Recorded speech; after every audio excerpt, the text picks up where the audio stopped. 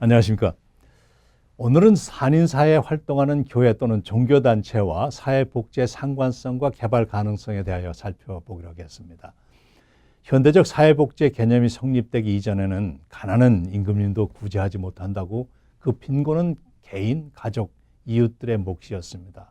그래도 빈곤 구제의 공적인 노력은 고대 한국에서는 고구려의 진대법, 고려의 흑창, 의창, 상평창, 조선시대의 환곡 등의 제도를 시행하여 곡가를 조절하거나 흉년이나 춘궁기 때 곡식을 풀어 추수기에 되받는 그런 제도를 시행하였고, 서구에서도 빈곤은 개인, 가족, 이웃들의 그 책임이었지만 공적으로 교구를 중심으로 구빈 활동이 이루어졌는데, 교구의 자체적 특성이 강해서 교구 간의 구빈의 양과 질이 다를 수 있었습니다. 교구 간의 그 서비스의 양과 질이 다를 수 있다 보니까 어떤 교구에서는 타 교구에서 이전해온 빈민들을 규율하지 아니한 경우도 있었습니다. 그러나 이러한 그 활동 등은 빈곤의 근본적인 문제를 해결을 제도화했다기보다는 대개 인도주의나 박애 정신에 근거한 자선 활동의 범죄에서 크게 벗어나지 못하였습니다. 자선 활동은 대개 있는 사람, 남보다 여유가 있다고 생각하는 사람이나 그 집단이 인도주의나 박애 정신을 실천하는 그런 그 다른 자에게 베푸는 일시적인 도움을 주는 그런 데 차원에서 시행되었기 때문입니다. 산업화의 과정에서 빈곤의 책임이 사회에도 있음을 인식하게 되며 정부가 빈곤 대책과 재분배 등의 정책을 시행하고 여러 나라들이 사회복지라는 전문 분야를 제도화하고 있습니다. 그러나 인간 사회의 특성상 절대 평등은 불가능하며 어렵고 힘든 사람들은 주위에 많습니다. 정부의 입장에선 정부의 그 제도보다 지역사회의 입장에서 서비스를 제공하는 것이 더 합리적이라고 판단되는 것은 비영리단체들을 육성해서 이들이 정부를 대신해서 어렵고 힘든 지역 주민들에게 도움이 될 수 있는 프로그램들을 그 간추력을 통해서 입찰하고 재정을 지원합니다. 그러나 여기에도 한계는 있습니다. 제공하는 입장에서 볼 때 제한된 금액으로 제한된 재원으로 서비스는 한계가 있고, 수혜자 입장에서 볼 때는 욕구는 끝이 없을 수 있지만 서비스는 제한되어 있다는 것입니다. 수혜자는 선택을 합니다. 일단 수혜를 받지만 노동의 동기부여와 도전으로 서비스로부터 벗어나느냐, 아니면 한계 내에서 내 생활을 적응시키고 가급적 많은 서비스를 받으며 복지 의존도가 높은 생활 패턴으로 안장하느냐는 것입니다. 후자의 경우에도 동기부여의 계기가 주어지면 의존도에서 벗어나 자활하는 케이스들이 많이 있습니다. 지역사회 비영리 봉사기관들의 입장에선 제한된 재원으로 보다 많은 서비스를 제공해야 하기 때문에 조직의 효율화, 프로그램의 효과의 극대화, 재원 확보 등에 초점을 두게 됩니다.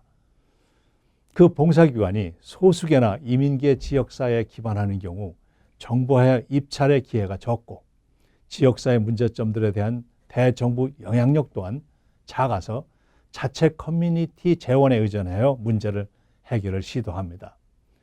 그 시도가 적절하게 접합되는 경우 정부나 재단들로부터 재원을 확보하여 서비스를 점차로 넓히고 새로운 프로그램들을 도입해서 시도할 수 있지만 대개의 경우 괄목할 만한 진전을 보지 못하고 있습니다. 한인 봉사기관들도 예외는 아닙니다. 몇몇 봉사기관들이 제법 규모와 예산 등이 굵직해 보이지만 메인스트림 봉사기관들에 비하면 아직도 유아기 또는 청소년기의 과정을 걷고 있습니다. 한인사회가 보다 효과적이고 많은 서비스를 제공하기 위한 방법에 대하여 오래전부터 고민해오던 주제가 있습니다. 종교 비영리 단체들이 한인사회를 위한 봉사활동에 참여하는 일입니다. 종교와 사회의 그 분리를 하면 종교의 사회 참여는 절대 받아들이지 못하지만 서양의 오랜 전통을 보면 교구들이 봉사 구제에 앞장서 왔던 것을 봅니다. 교회의 사회적 참여의 일례로 플러싱 공영주차장이 있던 메세도니아 처치가 있는데, 이 교회에서는 교회 자매 조직으로 메세도니아 처치 디벨롭먼트 코퍼레이션을 설립하고 서비스를 제공하다가 공영주차장이 개발될 때에 14층 140유닛 어포더블 하우징을 신축해서 140가구에게 주거를 제공하고 또 입주한 그 가족들이 기존의 다양한 서비스를 받을 수 있는 놀라운 일을 만들어냈습니다.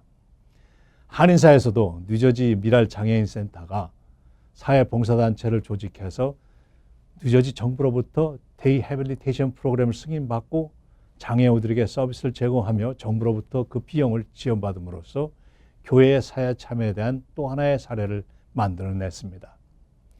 교회의 장점은 시설이 있다는 것, 그리고 섬기겠다는 자세입니다. 이 시설을 주중에 활용해서 서비스를 제공할 수 있다면 보다 많은 사람들을 섬길 수 있을 것입니다. 직접 운영하는 것을 방법이 있지만 그런 것을 선호하지 않는다면 기존의 봉사기관이나 서비스를 제공하는 단체나 개인들에게 시설을 이용할 수 있게 하는 것도 사회를 위한 방편이 될 수 있습니다. 뉴욕시 최근 새 정부가 들어서며 아동들에 대한 케어를 확대해서 프리케어를 3살부터 이용할 수 있게 하였는데 한인사에서 이를 잘 활용하지 못하고 있습니다.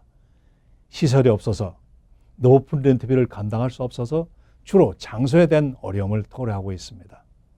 교회 장소를 지역사회에서 그 서비스를 제공하는 개인이나 단체에게 제공하든지 교회가 직접 비영리 봉사기관을 만들어서 자체 시설에서 서비스를 제공하든지 방법은 있습니다. 문제는 하겠다는 의지, 섬기겠다는 의지의 그 유무에 있다고 보겠습니다. 안녕히 계십시오.